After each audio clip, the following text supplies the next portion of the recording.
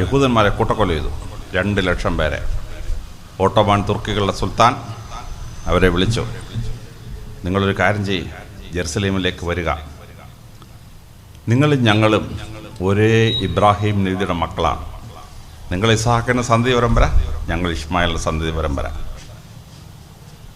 Ottoman സുൽത്താൻ അവർക്ക് യാത്ര ചെയ്യാൻ വാഹനം, കുതിര, ആഹാരം ഒക്കെ കൊടുത്തയച്ച് അവരെ ജെറുസലേമിൽ കൊണ്ടുവന്നു താമസിപ്പിച്ചു. 2 ലക്ഷം പേരെ ക്രിസ്ത്യാനികൾ കൂട്ടക്കൊല ചെയ്തു സ്പെയിനിൽ. നെപ്പോളിയൻ്റെ കാലത്ത് ഒരു 5 ലക്ഷം യഹൂദന്മാരെ കൂട്ടക്കൊല ചെയ്തു. തുർക്കിയിലെ സുൽത്താൻ എന്ത് ചെയ്തു?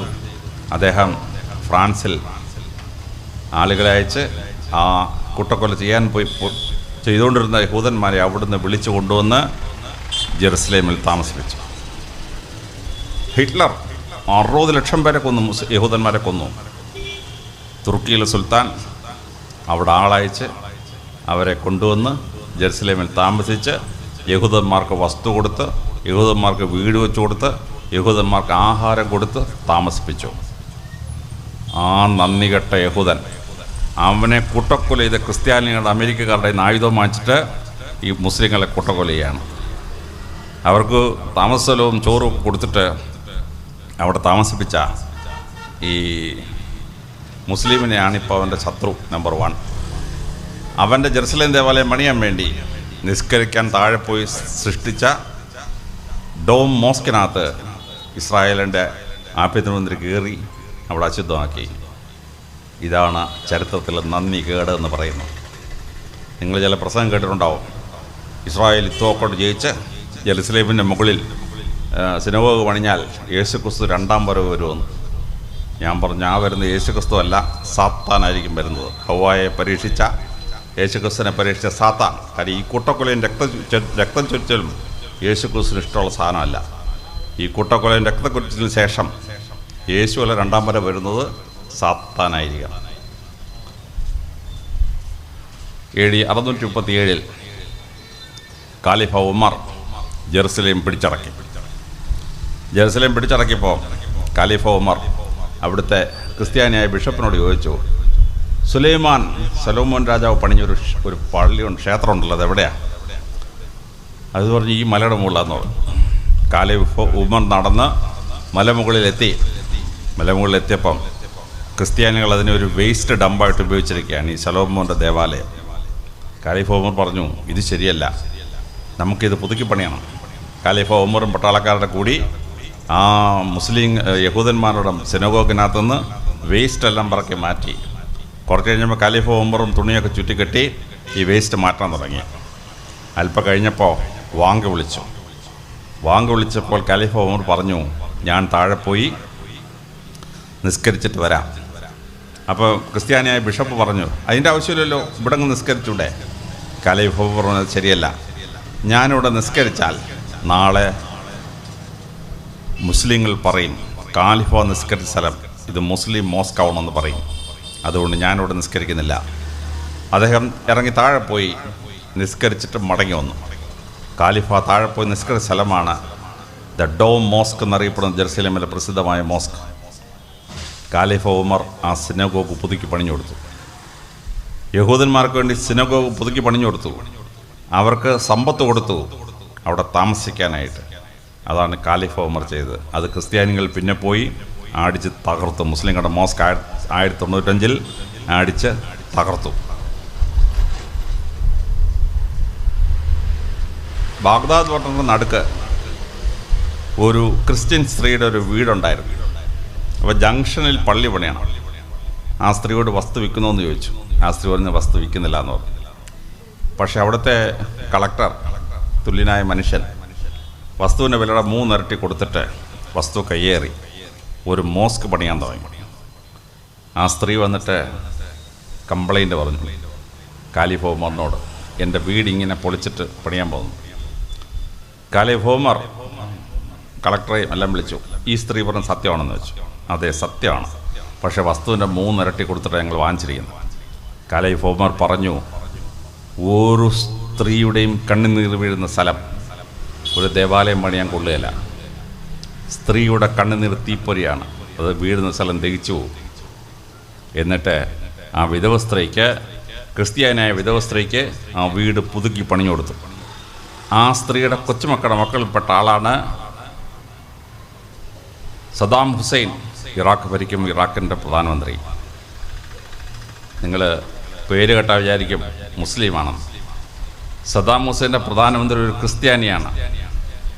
ഈ വിധവ സ്ത്രീയുടെ സന്തതി പരമ്പര. ഇതാണ് ഇസ്ലാം ലോകത്തിനെ പഠിപ്പിച്ച മതങ്ങൾ തമ്മിലുള്ള സൗഹാർദ്ദം. ഫെർഡിനാൻഡ് ഇസബെല്ല വേറൊരു കള്ളക്കഥ നിങ്ങൾ കേട്ടിട്ടുണ്ടാവും. കാഫർമാരെ കൊല്ലാൻ പ്രവാചകൻ പറഞ്ഞു എന്നാണ്. പ്രവാചകൻ്റെ ക്യാമ്പിൽ കയറി പ്രവാചകനെ കൊല്ലാൻ ശ്രമിച്ചവർക്കെതിരെ യുദ്ധം ചെയ്യുമ്പം ശത്രുക്കളെ പരാജയപ്പെടുത്താനും കൊല്ലാനും പറഞ്ഞു. അത് ഇന്ത്യയുടെ ആർമി ജനറൽ പാകിസ്ഥാനോട് വേറെ രാജ്യം യുദ്ധം ചെയ്യുമ്പോൾ സൈന്യത്തോട് പറയും ശത്രുക്കളെ കൊല്ലാൻ. അതാ പറഞ്ഞത്. അതിനെ കാഫർ എന്ന് ദുർവ്യാഖ്യാനം ചെയ്തിട്ട് ഒരു വ്യാഖ്യാനം കേട്ടിരിക്കുകയാണ്. പരിശുദ്ധ പ്രവാചകൻ അങ്ങനെ പറഞ്ഞിട്ടില്ല. തന്നെയല്ല, കാഫർ എന്ന വാക്കിനകത്ത് യഹൂദനും ക്രിസ്ത്യാനിയും വരുന്നില്ല. യഹൂദനെയും ക്രിസ്ത്യാനികളെയും പരിശുദ്ധ പ്രവാചകനെ വിളിച്ചത് കുത്ബ പീപ്പിൾ, പഴയ നിയമം. ക്രിസ്ത്യാനികൾക്ക് പഴയ നിയമമെന്നും യഹൂദന്മാർ തോറ എന്നും മുസ്ലിങ്ങൾ തൗറാത്ത് എന്ന് വിളിക്കുന്ന ഒരേ പുസ്തകമാണ്. ക്രിസ്ത്യാനികൾ ന്യൂ ടെസ്റ്റ്മെൻറ്റ്, പുതിയ നിയമം എന്ന് പറയുന്നത് മുസ്ലിങ്ങൾക്ക് ഇഞ്ചിലാണ്. അപ്പോൾ വേദപുസ്തകത്തിൽ വിശ്വസിക്കുന്ന ജനവിഭാഗമായതുകൊണ്ട് പ്രവാചകൻ യഹൂദന്മാരെയും ക്രിസ്ത്യാനികളെയും വിളിച്ചത് കുത്ബ people, people of the book, ഒരേ പുസ്തകത്തിൽ വിശ്വസിക്കുന്നവർ. അവർ കാഫറിൽ പെടുന്നില്ല. പരിശുദ്ധ പ്രവാചകൻ മക്കയിൽ നിന്ന് മദീനയിലോട്ട് പോവാണ്. വഴി കാണിക്കാൻ കൊണ്ടുപോയത് മുസ്ലിമിനാണോ?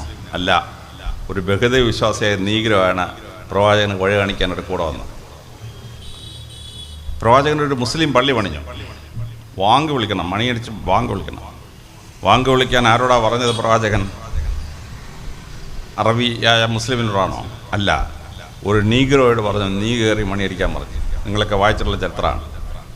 അപ്പോൾ മക്കയിൽ നിന്ന് മദീനയിലോട്ട് പോകുമ്പോഴും ആദ്യത്തെ മുസ്ലിം പള്ളിക്ക് വാങ്ക് വിളിക്കാൻ പറയുന്നത് മുസ്ലിമിനോടല്ല, ബഹുദൈവ വിശ്വാസിയോടാണ്. അതാണ് ഇസ്ലാം ലോകത്തെ പഠിപ്പിച്ച പാഠം.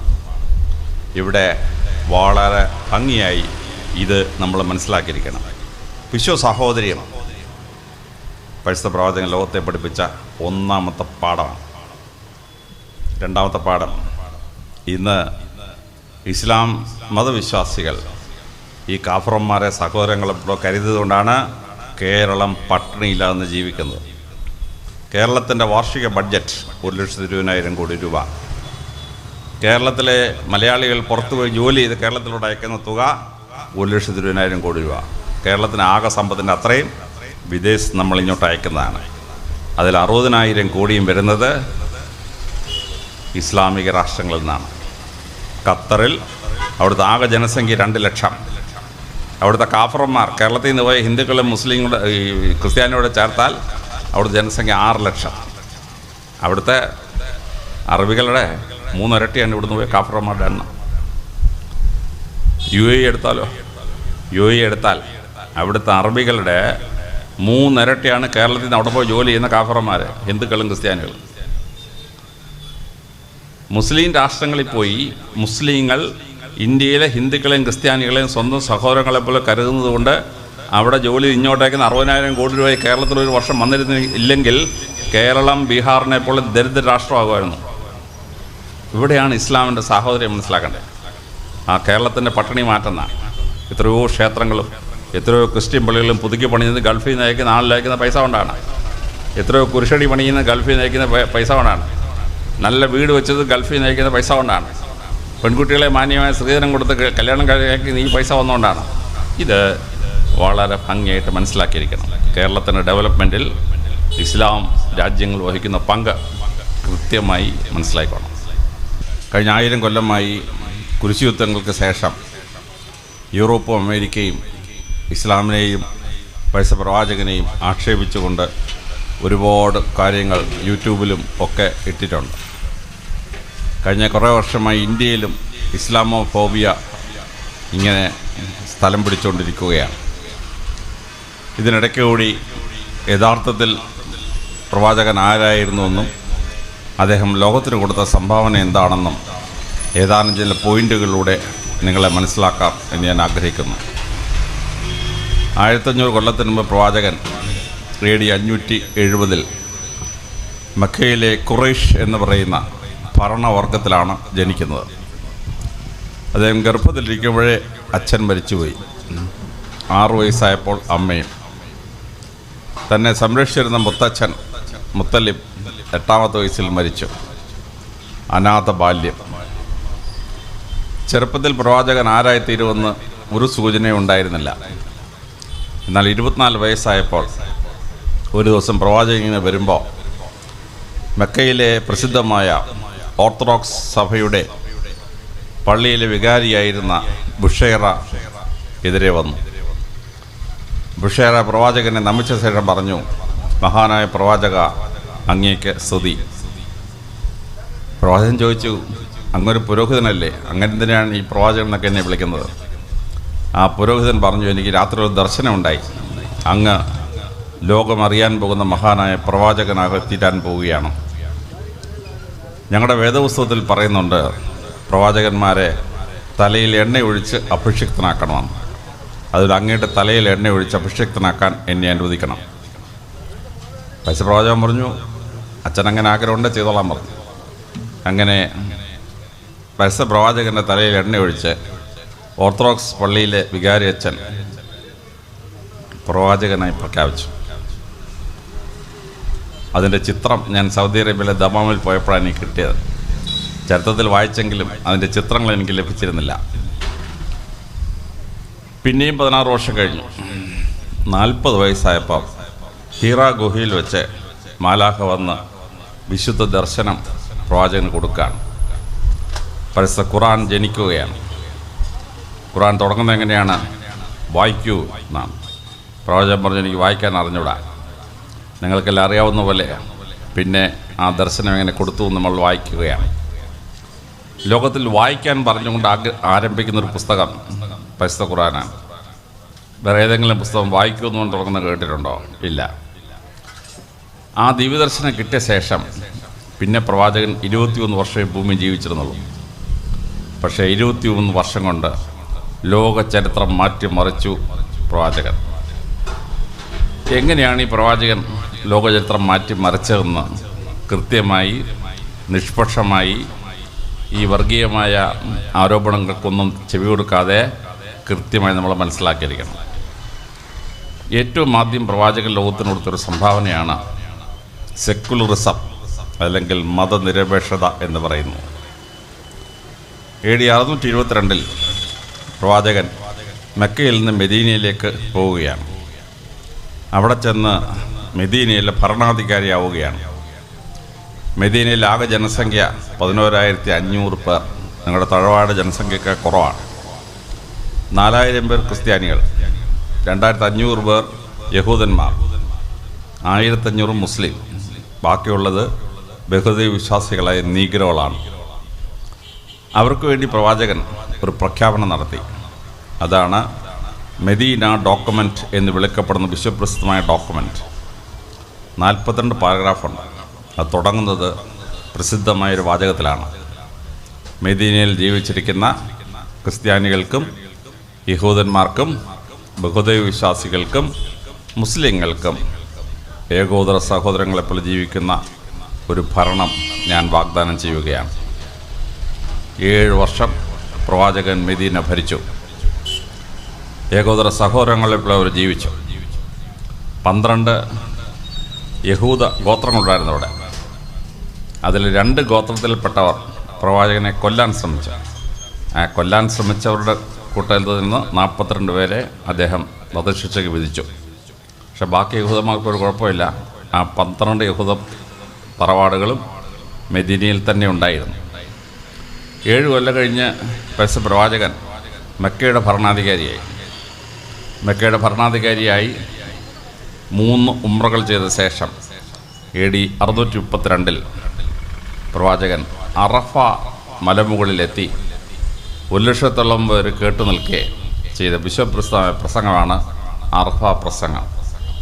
ആ പ്രസംഗത്തിൽ പ്രവാചകൻ പറഞ്ഞു, ലോകമെങ്ങുമുള്ള യഹൂദന്മാരും ക്രിസ്ത്യാനികളും ബഹുദൈവ വിശ്വാസികളും മുസ്ലിങ്ങളും ഏകോദര സഹോദരങ്ങളെപ്പോലെ ജീവിക്കുന്ന ഒരു ഭരണക്രമം നാം സൃഷ്ടിക്കണം. മെദീനയിൽ തുടങ്ങിയ ആ ഏകോദര സഹോദര ഭാവം.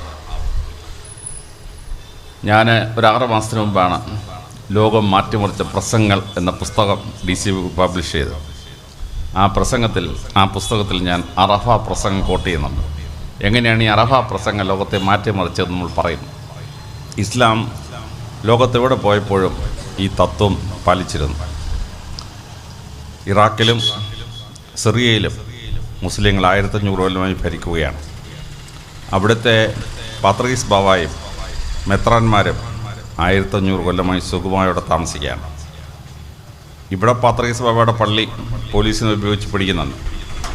സിറിയയിലും ഇറാഖിലും പാത്രീസ് ബാവായും ഓർത്തഡോക്സുകാരും ക്രിസ്ത്യാനികളും ബിഷപ്പും ജനങ്ങളും സുഖമായി താമസിക്കുന്നു.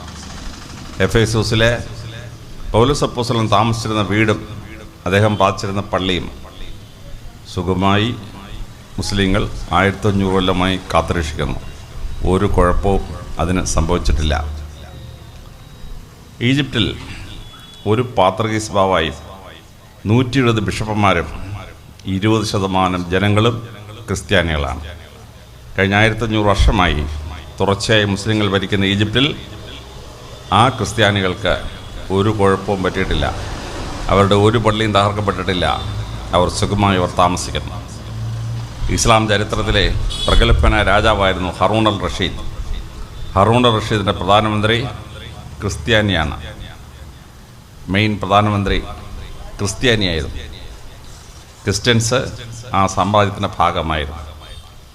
മുസ്ലിങ്ങൾ 2 കോടി ചതുരശ്ര കിലോമീറ്റർ ഭരിച്ചു ഒരു നൂറ്റാണ്ട് കഴിഞ്ഞപ്പോഴേക്കും. ആ 2 കോടി ചതുരശ്ര കിലോമീറ്ററുള്ള ഇസ്ലാമിക സാമ്രാജ്യത്തിൽ മുസ്ലിങ്ങളുടെ അംഗസംഖ്യ 2%. ബാക്കി 98% ബഹുദൈവ വിശ്വാസികളും ക്രിസ്ത്യാനികളുമാണ്, യഹൂദന്മാരാണ്. അവർ ഇസ്ലാമിക സാമ്രാജ്യത്തിൽ പരിപൂർണമായി സംരക്ഷിക്കപ്പെട്ടു എന്നുള്ളത് ചരിത്രമാണ്. ഇസ്ലാം ഇന്ത്യയിൽ വന്നു. ഇന്ത്യയിൽ അക്ബർ ചക്രവർത്തി ഉണ്ടായി. അക്ബർ ചക്രവർത്തിയുടെ ഭാര്യ ജോധാബായി ഹിന്ദുവാണ്. ജോധാബായിക്ക് പ്രാർത്ഥിക്കാൻ വേണ്ടി അക്ബർ ചക്രവർത്തി ഫത്തേപൂർ സിക്രിയിലെ തൻ്റെ വീടിനോട് ചേർന്ന്, കൊട്ടാരത്തോട് ചേർന്ന് ഒരു ക്ഷേത്രം ഉണ്ടാക്കി. എന്തിനാണ്? ജോധാബായിക്ക് പ്രാർത്ഥിക്കാനായിട്ട്. ജോധാബായി മുസ്ലിം ആവാൻ ഒരിക്കൽ പോലും അക്ബർ ആവശ്യപ്പെട്ടില്ല. ആ ഹിന്ദു സ്ത്രീ പ്രസവിച്ച മകൻ സലീം പിന്നീട് രാജാവായി. അക്ബർ ചക്രവർത്തിക്ക് മുസ്ലിം സ്ത്രീകളിൽ 3 മക്കളുണ്ടായിരുന്നു. അവരെ പിൻഗാമിയാക്കാമായിരുന്നു. ഷാജഹാൻ എത്തുമ്പോഴേക്കും ഷാജഹാൻ 90% ഹിന്ദുവാണ്. DNA ടെസ്റ്റ് ചെയ്താൽ 90% ഹിന്ദുവാണ്. 10% ഉള്ളൂ ഇസ്ലാമിക DNA ഷാജഹാൻ. അക്ബർ ഒരു മന്ത്രിസഭ ഉണ്ടാക്കി. പ്രധാനമന്ത്രി ആരാണ്? ബീർബൽ, ഒരു ബ്രാഹ്മണൻ. അദ്ദേഹത്തിൻ്റെ ധനകാര്യമന്ത്രി ആരാണ്? രാജാ തോണ്ടർമാൽ, ഒരു വൈശ്യൻ. അക്ബറിൻ്റെ സേനാനായകൻ ആരാണ്? രാജാ മാൻസിംഗ്, ഒരു രജപുത്രൻ. അക്ബറുടെ മന്ത്രിസഭയിലെ 12 പേരിൽ 10 പേരും ഹിന്ദുക്കളാണ്. 2 മന്ത്രിമാരേ ഉള്ളൂ മുസ്ലിങ്ങൾ. ചരിത്രത്തിൽ ഏറ്റവും കൂടുതൽ ചീത്തപ്പേര് കേട്ട ഒരു മനുഷ്യൻ ഔറംഗസീബാണ്. ബ്രിട്ടീഷുകാർ മനഃപൂർവ്വം ഉണ്ടാക്കിയതിന് ഔറംഗസീബിനെതിരെയുള്ള ദുരാരോപണങ്ങൾ. ഔറംഗസീബിൻ്റെ പ്രധാനമന്ത്രി ആരാണ്? രാജാ തേജ് ബഹാദൂർ, ഹിന്ദുവാണ്. ഔറംഗസീബിൻ്റെ മന്ത്രിസഭയിലെ 12 പേരിൽ 9 പേരും ഹിന്ദുക്കളാണ്. ഔറംഗസീബിൻ്റെ സൈന്യത്തിലെ 90% ഹിന്ദുക്കളാണ്. ഔറംഗസീബ് ഏതെങ്കിലും ഹിന്ദു ക്ഷേത്രം പൊളിക്കാൻ പറഞ്ഞാൽ ആ സൈന്യം ഔറംഗസീബിനെ വെട്ടിക്കൊന്നതിനായിരുന്നു. കാര്യം സൈന്യം 90% ഹിന്ദുക്കളായിരുന്നു. ഔറംഗസീബിൻ്റെ സൈന്യം. ഔറംഗസീബിൻ്റെ ഭരണം 1707 അവസാനിക്കുമ്പോൾ ഇന്ത്യയുടെ ആകെ ജനസംഖ്യയുടെ 1% ഹിന്ദുക്കൾ, മുസ്ലിങ്ങൾ 1%. 500 കൊല്ലം ഇന്ത്യ ഭരിച്ച മുസ്ലിങ്ങൾക്ക് ബലം പ്രയോഗിച്ച് മതം വളർത്താനാണെങ്കിൽ മതം വളർത്തിക്കൂടായിരുന്നു. അവർ ചെയ്തില്ല. 700 കൊല്ലം ഗുജറാത്ത് ഭരിച്ചു അഹമ്മദ് സുൽത്താൻമാർ. 700 കൊല്ലം മുസ്ലിങ്ങൾ ഭരിച്ച ഗുജറാത്തിൽ മുസ്ലിങ്ങളുടെ അംഗസംഖ്യ 6%. ഇതാണ് ചരിത്രം. മുസ്ലിങ്ങൾ വാളുകൊണ്ട് മതം വളർത്തിയെന്നൊക്കെ നിങ്ങൾ കേട്ടിട്ടുണ്ട്. അതുകൊണ്ടാണ് ഞാൻ സത്യം നിങ്ങളോട് പറയുന്നത്. ഒരുപാട് പേരുദോഷം കെട്ടിയ ഒരു മനുഷ്യനാണ് ടിപ്പു സുൽത്താൻ. ഉള്ള കള്ളങ്ങളെല്ലാം അദ്ദേഹത്തെപ്പറ്റി പറഞ്ഞിരിക്കുകയാണ്. ടിപ്പു സുൽത്താൻ്റെ പ്രധാന ഭാര്യ വടകരക്കാരി ഉണ്ണിച്ചാറായ എന്ന ഒരു നായർ സ്ത്രീയാണ്. ആ ഉണ്ണിച്ചാറയോട് ഒരിക്കൽ പോലും ഇസ്ലാമാവാൻ ടിപ്പു സുൽത്താൻ പറഞ്ഞില്ല. ശ്രീരംഗപട്ടണത്തെ അദ്ദേഹത്തിൻ്റെ കൊട്ടാരത്തോട് ചേർന്ന് ഒരു ക്ഷേത്രം പണിഞ്ഞു ടിപ്പു സുൽത്താൻ. എന്തിനാണ്? ഭാര്യ ഉണ്ണിച്ചാറയ്ക്ക് പോകാൻ. ഉണ്ണിച്ചാറ മുസ്ലിമായില്ല. ടിപ്പുവിൻ്റെ മരണശേഷവും ഉണ്ണിച്ചാറ ഹിന്ദുവായി തുടർന്നു. ടിപ്പു സുൽത്താൻ്റെ പ്രധാനമന്ത്രി പൂർണ്ണയ്യ ബ്രാഹ്മണനായിരുന്നു. ടിപ്പുവിൻ്റെ മന്ത്രിസഭയിലെ 12 പേരിൽ 9 പേരും ഹിന്ദുക്കളായിരുന്നു. വിജയനഗര സാമ്രാജ്യത്തിലെ പ്രശ്ന ചക്രവർത്തി കൃഷ്ണദേവരായക്ക് ഒരു മോളുണ്ടായിരുന്നു. മോളെ കല്യാണം കഴിച്ച ആരാണ്? ബീഹാറിലെ മുസ്ലിം സുൽത്താൻ്റെ മകൻ കൃഷ്ണദേവരായുടെ മോളെ കല്യാണം കഴിച്ച. ഈ മകൻ ഭാര്യയുടെ കൂടെ വരുമ്പോൾ ഈ മുസ്ലിമിന് പ്രാർത്ഥിക്കാൻ വേണ്ടി കൃഷ്ണദേവരായ കൊട്ടാരത്തോട് ചേർന്നൊരു മോസ്ക് വെച്ചു കൊടുത്തു. ഈ മോളെ കെട്ടിയ മരുമോൻ മുസ്ലിം വരുമ്പോൾ ആരും എന്നെ ലൗലിഹാവൊന്നും വിളിച്ചില്ല കേട്ടോ. സുഖമായിട്ട് വന്ന് താമസിച്ചു. ഇതാണ് ഇസ്ലാമിൻ്റെ ചരിത്രം. മൂന്നാമതായി പ്രവാചകൻ ലോകത്തിന് കൊടുത്തത് ഭരണക്രമത്തെ സ്ഥിരീകരിക്കുക എന്നുള്ളതാണ്. കേരളം ഒരിക്കലും മുസ്ലിങ്ങൾ ഭരിച്ചിട്ടില്ല.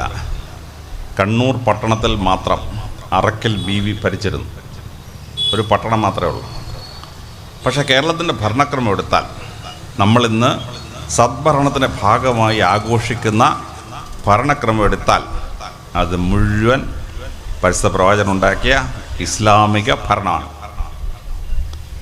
നമ്മൾ രാജാവ് കഴിഞ്ഞാൽ പിന്നത്തെ ആള് ദിവാനാണ്. സർ CP രാമസ്വാമി അയ്യർ ദിവാൻ എന്ന വാക്ക് പരിശുദ്ധ പ്രവാചകൻ ഉണ്ടാക്കിയതാണ്. അറബി ഭാഷയിൽ ദിവാൻ എന്ന് പറഞ്ഞാൽ രണ്ടാമത്തെ ആൾ. ആ ദിവാൻ തിരുവിതാംകൂറിൻ്റെയും കൊച്ചിയുടെയും ഭരണകർത്താവ്. രാജാവ് കഴിഞ്ഞാൽ പിന്നെ ഭരണകർത്താവ് ദിവാനായിരുന്നു. രാജ്യത്തെ പ്രവാചകൻ പല പ്രോവിൻസായി തിരിച്ചു. ആ പ്രോവിൻസിന് ഇട്ട പേരാണ് സില്ല അറബി ഭാഷയിൽ. ആ സില്ല മലയാളത്തിൽ വന്നപ്പോൾ ജില്ല. പത്തനംതിട്ട ജില്ല, ആലപ്പുഴ ജില്ല. ഈ ജില്ല എന്നുള്ള വാക്ക് പ്രവാചകൻ ഉണ്ടാക്കിയതാണ്. മുസ്ലിങ്ങളുടെ ഭരണക്രമമാണ്. ആ ജില്ല ഭരിക്കാൻ വേണ്ടി ഒരു തസ്തിക ഉണ്ടാക്കി, പേഷ്കാർ. അറബി ഭാഷയിൽ പേഷ്കുഷ് എന്ന് പറഞ്ഞാൽ കരം. പേഷ്കുഷ് പിരിക്കുന്നവൻ പേഷ്കാർ. പിന്നെ ബ്രിട്ടീഷുകാരെന്ത് ചെയ്തു? ഈ പേഷ്കാറിനെ ഇംഗ്ലീഷോട് തർജ്ജമ ചെയ്തു, കളക്ടർ ഓഫ് ടാക്സസ്. പിന്നെ IASകാർക്ക് ഈ ഓഫ് ടാക്സ് ഒരു നാണക്കേട്. അവരെ ഓഫ് ടാക്സ് അങ്ങ് വെട്ടി. അങ്ങനെ കളക്ടർ എന്നായി. ഇപ്പം ഈ കളക്ടർ അല്ലെങ്കിൽ പേഷ്കാർ തസ്തിക പരിശുദ്ധ പ്രവാചകൻ ഉണ്ടാക്കിയ അറബി വാക്കാണ് പേഷ്കാർ. ഇനി ആ പേഷ്കാർ ഭരിക്കുന്ന ജില്ലയ്ക്ക് താഴെ ഓരോരോ മരിപ്പച്ചകളെ സെപ്പറേറ്റ് പ്രോവിൻസാക്കി. ആ പ്രോവിൻസിന് അറബി ഭാഷയിലൊരു വാക്കിട്ടു. അതാണ് താലൂക്ക് അല്ലെങ്കിൽ തഹസീൽ എന്ന് പറയുന്നത്. രണ്ടും അറബി വാക്കാണ്. ആ താലൂക്ക് കേരളത്തിൽ നിന്ന് 81 താലൂക്കാണ്. ഈ താലൂക്ക് എന്ന വാക്ക് അറബി ഭാഷയാണ്. ഇനി താലൂക്ക് ഭരിക്കാൻ ഒരു തസ്തികയുണ്ടായി. അതാണ് തഹസീൽദാർ. തഹസീൽ എന്ന വാക്ക് അറബിയാണ്. ഹസാല ടു കളക്ട്. ഹസാലദാർ വൺ ഹു കളക്ട് ടാക്സസ്. അറബി ഭാഷയിൽ പ്രവാചകൻ ഉണ്ടാക്കിയതാണ്. അതാണ് ഇപ്പോൾ നമ്മുടെ തഹസീൽദാരായിട്ട് അറിയപ്പെടുന്നത്, അറബി ഭാഷ. സർക്കാർ ഓഫീസുകളിലൊക്കെ മാർച്ച് 31 ആകുമ്പോൾ ജമാബന്ദി ചെയ്യും. വലിയ ഓഫീസ് എന്ന് കഴിഞ്ഞാൽ ജമാബന്ദി. എന്താണ് ഈ ജമാബന്ദി? അറബി ഭാഷയിൽ ക്ലോസർ ഓഫ് അക്കൗണ്ട് സെറ്റിൽ ചെയ്യുക.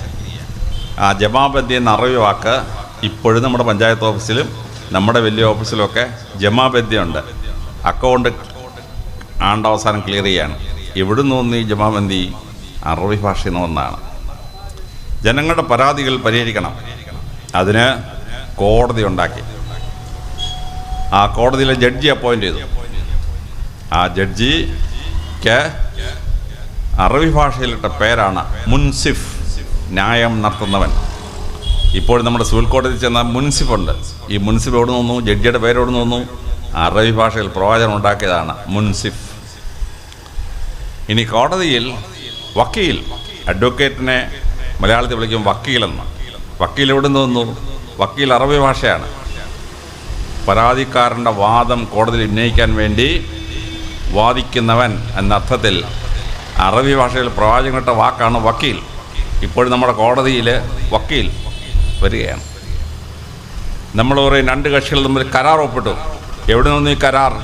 കരാർ അറബി ഭാഷയാണ്, മലയാളമല്ല, അറബി ഭാഷയാണ്. രണ്ടുപേരും ഇവിടുന്ന് എഗ്രിമെൻറ്റിനെ അറബി ഭാഷ വിളിച്ചതാണ് കരാർ. മക്കയിലെ 360 ട്രൈബ്സുമായിട്ട് പരിശുദ്ധ പ്രവാചകൻ സന്ധി ഒപ്പിട്ടു. ആ സന്ധിക്കിട്ട പേരെന്താണ്? കരാർ. ബദർ യുദ്ധത്തിനും ഉഹൂദ് യുദ്ധത്തിനും കണ്ടക് യുദ്ധത്തിനും ശേഷം എഗ്രിമെൻ്റ് ഒപ്പിട്ടു. കരാർ. കരാർ റദ്ദ് ചെയ്യണം. റദ്ദ് എവിടുന്ന് വന്നു? റദ്ദ് അറബി ഭാഷയാണ്, മലയാളമല്ല. കരാർ റദ്ദ് ചെയ്യുക അറബി ഭാഷയാണ്. ഞാൻ ഈ ഉദാഹരണം പറഞ്ഞതെന്ന് വെച്ചാൽ, കേരളം ഒരിക്കലും മുസ്ലിങ്ങൾ ഭരിച്ചിട്ടില്ല. പക്ഷേ കേരളത്തിലെ ഭരണക്രമം മുഴുവൻ പ്രവാചകൻ ഉണ്ടാക്കിയ, അറബി ദേശത്തുണ്ടാക്കിയ ഭരണക്രമമാണ്. നമ്മുടെ ഭരണവും നമ്മുടെ ഓഫീസും നമ്മുടെ കോടതിയും വക്കീലും പഞ്ചായത്ത് ഓഫീസിലും വില്ലേജ് ഓഫീസിലെ ജമാബന്ദിയും ഇതെല്ലാം ഇസ്ലാമാണ്. അപ്പോൾ നമ്മുടെ ഭരണക്രമം നന്നായെങ്കിലേ നമുക്ക് ജനങ്ങൾക്ക് നീതി കിട്ടൂ. കേരളം ഇന്ന് ഒരിക്കലും മുസ്ലിങ്ങൾ ഭരിക്കാത്ത രാജ്യമായിട്ട് പോലും ഈ കേരളത്തിൽ, ഇന്ത്യയിൽ നമുക്ക് സ്ഥാനം കിട്ടുകയാണ്. ഹവിൽദാർ അറബി ഭാഷയാണ്, സുബേദാർ അറബി ഭാഷയാണ്, ജമാബന്ദി അറബി ഭാഷയാണ്. പണ്ട് പോലീസ് സൂപ്രണ്ടിനെ വിളിച്ച പേരെന്താണ്? അമിനാദാർ. ആമീൻ എന്ന് പറഞ്ഞാൽ എന്താണ്? പ്രൊട്ടക്ഷൻ, അറബി വാക്കാണ്. പ്രൊട്ടക്ഷൻ തരുന്നവൻ അമിനാദാർ. 1962 അമിനാദാർ തസ്തികയെ സൂപ്രണ്ട് ഓഫ് പോലീസ് എന്നാക്കി മാറ്റിയത്. ഇപ്പോൾ കോടതിയിൽ നിന്ന് സമൻസ് നടത്താൻ ആമീൻ വരും. എവിടുന്ന് ഒരു ആമീൻ? ആമീൻ അറബി ഭാഷയാണ്, പ്രവാചകൻ ഉണ്ടാക്കിയതാണ് ആമീൻ, പ്രൊട്ടക്ഷൻ. ഇങ്ങനെ നമ്മൾക്ക് നീതി കിട്ടുന്ന സർക്കാരിൻ്റെ സിസ്റ്റം ഉണ്ടാക്കിയത് പരിശുദ്ധ പ്രവാചകനും ഇസ്ലാമിക ഭരണക്രമമാണ്. നീതിയുള്ളൊരു ഭരണം നടത്താനുള്ള ഭരണക്രമം ഇസ്ലാമിൻ്റെ സംഭാവനയാണ്.